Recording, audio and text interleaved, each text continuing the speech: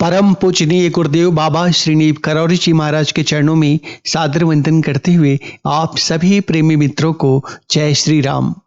आप कभी पूरे हनुमान बाहु का पाठ अगर आपको करने का समय ना हो और आपको हनुमान जी के प्रति भाव आ रहा हो तो आप इस 8वें पद को अगर आप याद कर सके और ना याद कर सके तो हनुमान बाहु खोल के हनुमान जी के सामने एक बार इस पद को पढ़िएगा। आपको तत्क्षण बड़े सुकून महसूस होगा। ये मेरा आजमाया हुआ सच है, किसी के द्वारा सुनी सुनाई बातें करता नहीं, ये मेरे खुद के जीवन का आजमाया हुआ सच है। और मैं इस पद द्वारा हनुमान जी को जरूर याद करने का कोशिश करता हूँ। जब भी मुझे लगता है मैं थोड़ा सा निराश भाव फील कर रहा हूँ तो मैं हनुमान जी के सामने हनुमान बाहु के इस 8वें पद को जरूर पढ़ता हूँ और तत्क्षण ऊर्जा महसूस करता हूँ। ये पद मुझे बहुत ही पसंद है, बहुत ही अच्छा लगता है। और इस पद का अभिअर्थ समझते हैं।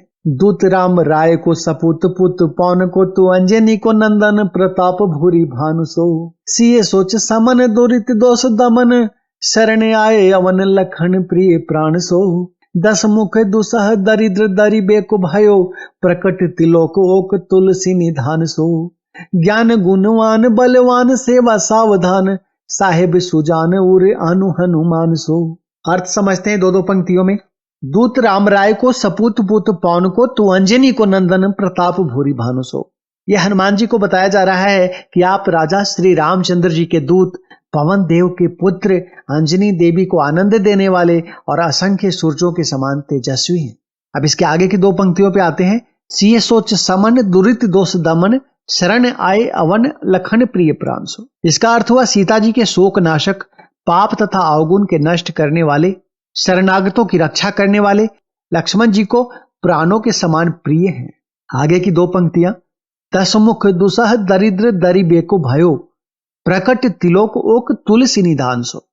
इसका अर्थ हुआ कि तुलसीदास जी के दुस्सह दरिद्र रूपी रावण का नाश करने के लिए, मतलब तुलसीदास के अंदर जो रावणत्व बसा हुआ है, तुलसीदास जी अपने उस दरिद्रता रूपी अपने अंदर के रावणत्व को नाश करने के लिए हनुमान जी से कहते हैं कि आप तीनों लोकों में आश्रय रूप में मेरे लिए प्रकट हुए हैं।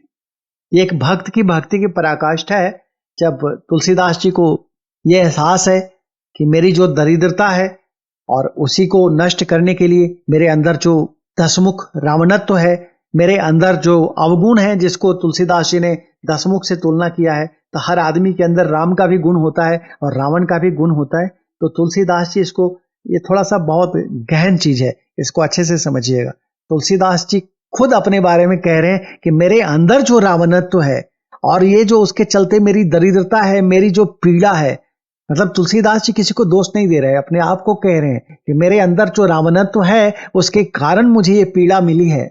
और वो आगे ये कहते हैं कि इस पीड़ा को और मेरे अंदर के रावणत्व को खत्म करने के लिए, उसका नाश करने के लिए तीनों लोकों में और कोई मेरा आश्रय नहीं है। हे हनुमान जी, आप ही आश्रय रूप में मेरे लिए प्रकट हुए हैं।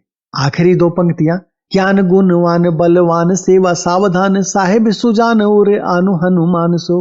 इसका अर्थ हुआ तुलसीदास जी कहते हैं कि अरे जमाने के लोगों, ज्ञानी गुणवान बलवान और सेवा दूसरों को आराम पहुंचाने में सजग हनुमान जी के समान चतुर स्वामी को अपने हृदय में बसा लो।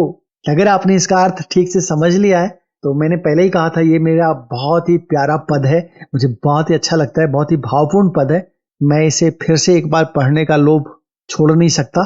दूत राम राय को सपूत पुत पौन को तू अंजनी को नंदन प्रताप भूरी भानु सो सिए सोच समन दुरित दोष दमन शरण आए अवन लखन प्रिय प्राण सो 10 मुख दुसह दरिद्र दरि बेको भयो प्रकट तिलोक ओक तुलसी निधान सो ज्ञान गुणवान बलवान सेवा सावधान साहेब सुजान उरे अनु हनुमान सो।